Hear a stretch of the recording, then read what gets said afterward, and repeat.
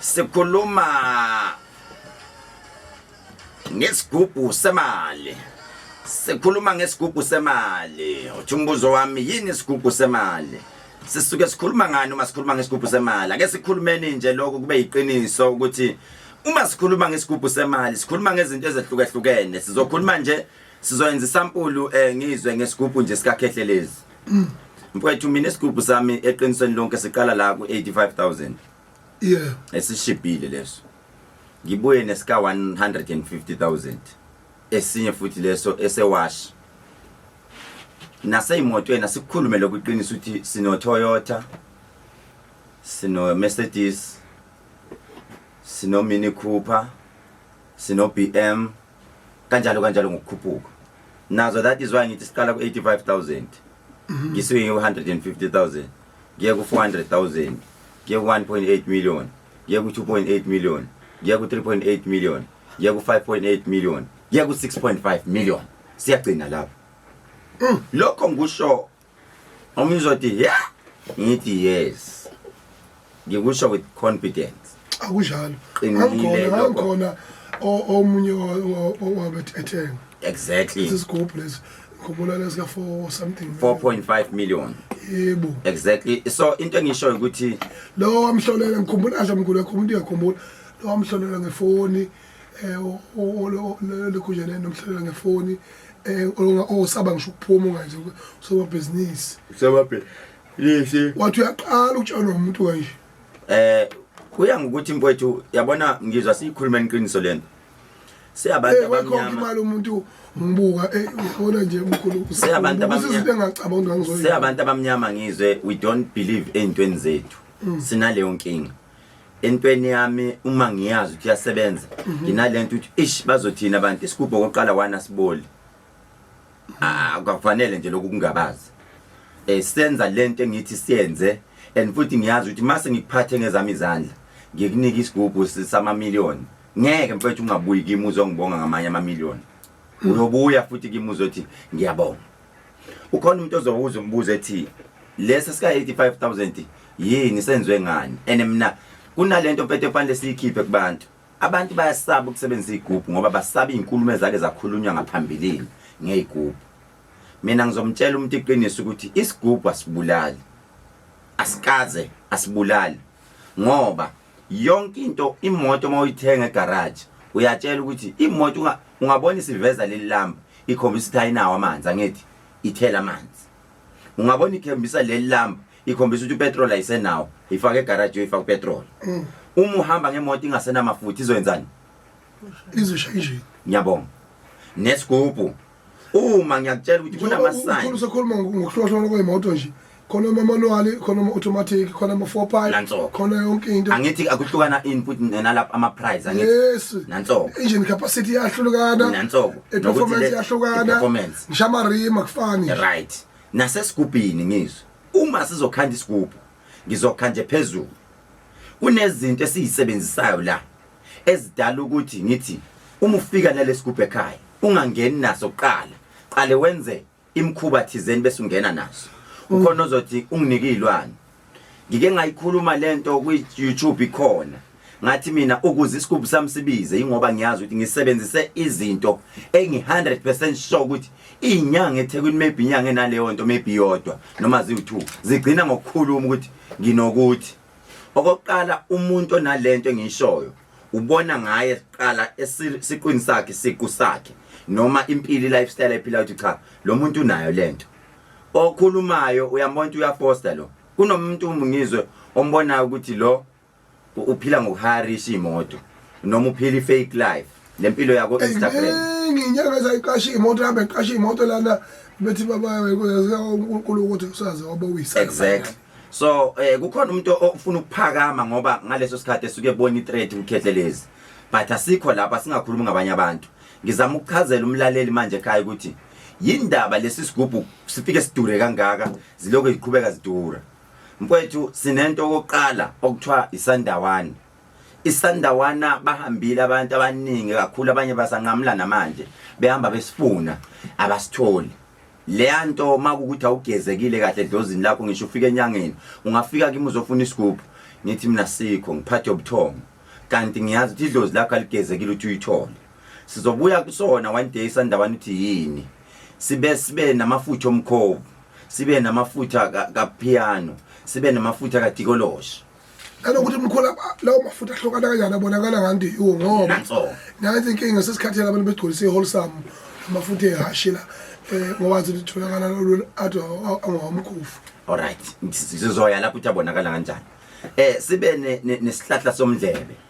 engake ngakhuluma ngaso phambilini ukuthi isihlahla somdlebe yini usibona kanjani ngiphinde ngisho ngizwe ngithi eThekwini noma South Africa yonke jikelele maybe abanesihlahla somdlebe noma banamafutha eSadawana maybe inyangeni eSouth Africa zonke jikelele maybe bawu5 the rest abana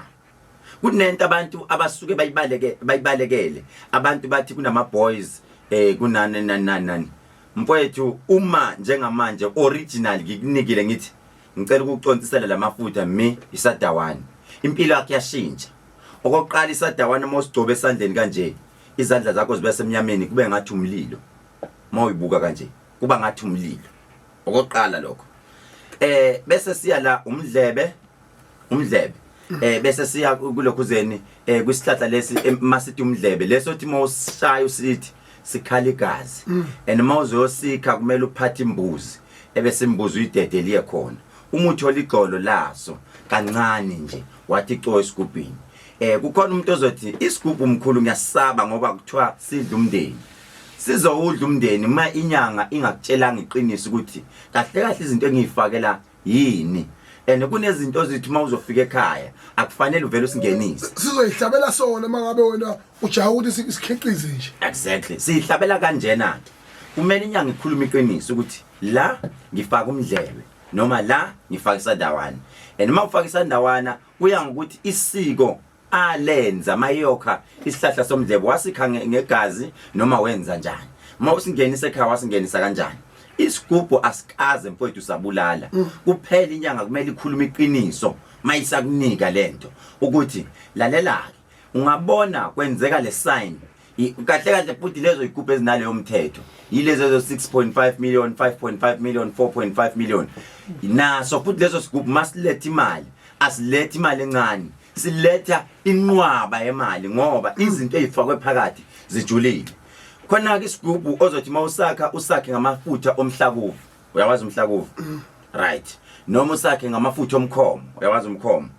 noma usakhe ngamafutha emoto imoto umechanic mayiqeda kuyiservice lawo mafutha wonke aphumayo noma usakhe ngamafutha lawa athi olive oil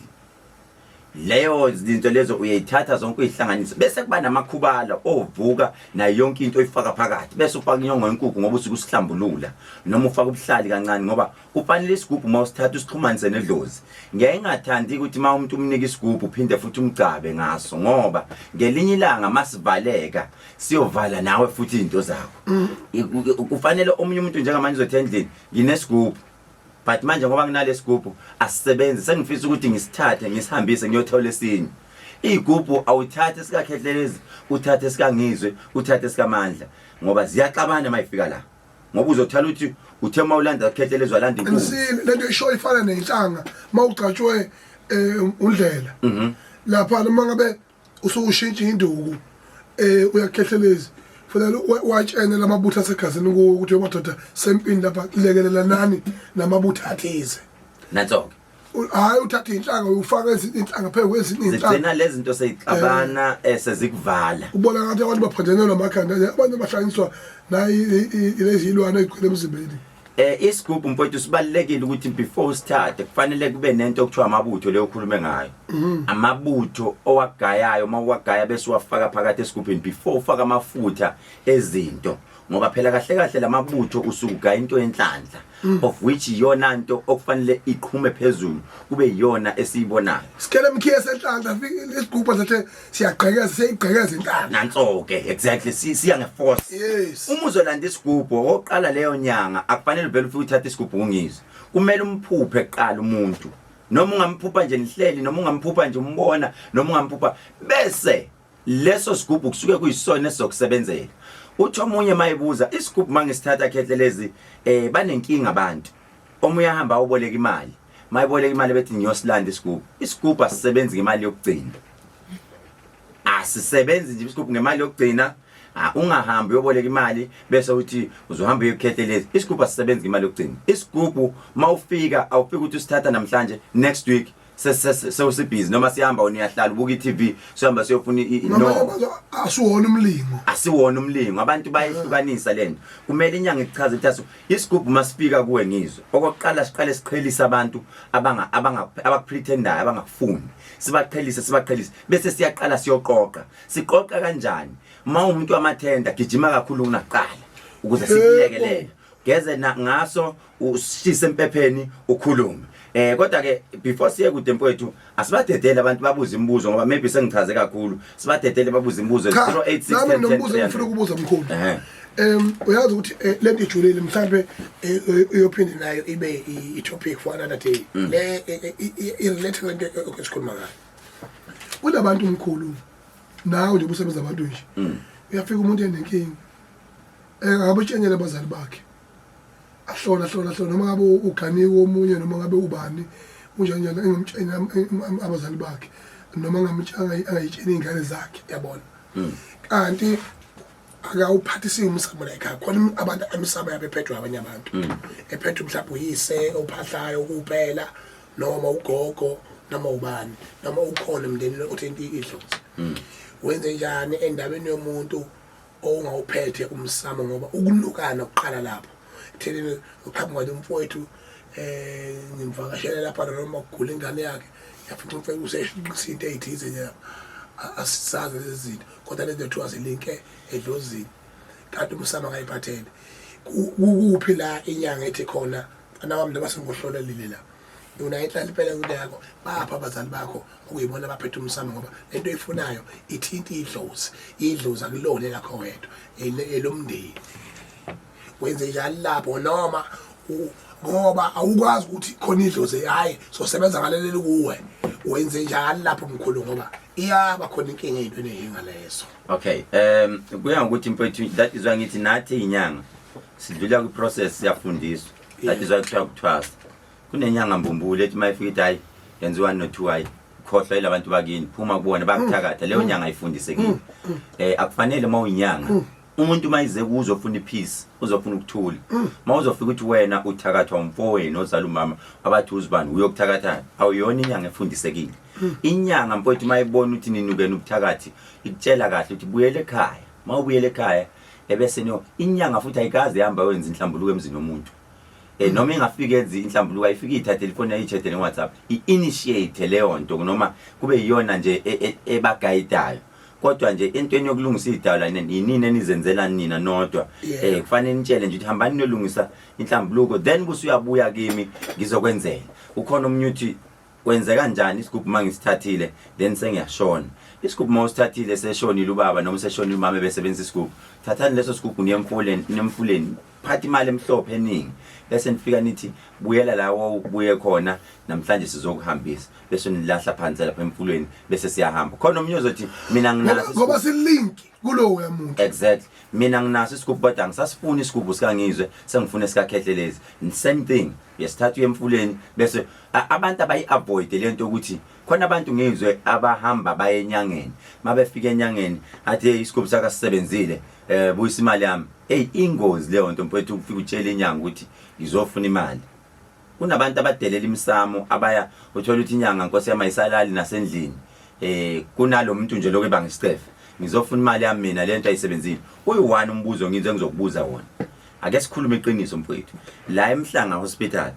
mawuye esibhedlela uyakhokha noma ukhokha la eMhlanga uyakhokha e-private hospital kuyakhokha hayibo ngizwe kuyakhokha la ushukhokha kanjani ukhokha medical aid noma kuthiwa kuyona medical aid ucash uyakhokha nawo kuya ngokuthi nawo yini okay i-medical aid yakhokha yes okay ngicela ukubuza moya la e-private hospital bakhona kodwa abantu abashonayo hawu bayashona abantu e-private hospital bayashona usuku nosuku ayikho leyo nto ngizwe bayashona bafuthi usuku bafimpela nje hayibo e-private hospital yenze kube ngcono nje iclinic kusesikhathi e-private hospital bayashona imake ngicela ukubuza ushala ukho umhlaba ongenamathuna ngicela ukubuza bayafika kodwa bazofuna imali umndeni yabo ifuna ama refund ngoba seshonile lutho cha ngeke indaba pho bengayi kuyofuna kuna ama lokho refund bakholwa ukuthi usezulwini impela ukuthi impela uhluleke la kuthiwa uyasindwa imali kodwa usuke sekhokhile ama million akhokha ama million ashone futhi umuntu iyajika shona bese yajika umndeni wakho uzothi okay baphathi besibedlela sicela imali yethu ngoba sikhokhile never pho why beyinyangeni beyofuna leyo nto aniboni inyanga ziyajabulela ziyahlukumeza ukuthi ufe dignified imake inyanga pho indaba beyihlukumeza bethi sizocela imali ayisebenzanga lento noma ini nginabantu mfethu uthola ithi inyanga ayisalali abantu bafika bazofuna imali indaba benza njalo leyo irong kakhulu ibuwula abantu abamnyama na inyanga ulimi laqonde yabona yabona mfethu nje uyinyanga sencane kodwa ulimi lokho liqondile aliqondile eminyanga kuphela liqonde ngisho kubantu asebenza nabo shabasebenzi unabasebenza abaningi kodwa into yakhe iqondile yikho ke lokho okwenza ukuthi ke kwesinye isikhathi uthola ukuthi abantu abamnyama eba undermine bebodwa ukuqala lokho kwesibili umuntu ahluleke ukuhlukanisa phakathi kokuphikwa idlozi lakho ngoba emfowethu njengoba ukuthi awusebenzi usebenza ngenkosazana yamanzi makwaduma izulu la wesichotho uyama ukusebenza umthetho lowo nengiloze kuholayo esebenza kanjalo nakhona ke la kuyenze uthola ukuthi umuntu aphoqe ufuna ukusebenzisa umuthi kanti abantu abamphethe bayizithunya bawudinga umuthi badinga lokho njaneni ake siye lapha embuzweni oyi1 nje Vuma sawona mkhulu siyaphila kunjani baba siyaphila mkhulu hlala phezulu kombuzo umbuzo omkhulu sicela ukubuza mhlambe isigubhu mhlambe umuntu alosithatha mhlambe age linganise ukuthi ngasithatha amasulu age engaka baba mawunemali yakho nje akunankinga isigubhu uyasithatha nje okay ngiyabonga siyabonga 08610300 ngimangazwa ungizwe mayithi abantu bayashona eprivate hospital bese ke akekho umuntu engeke ngimbone ofuna imali yakhe but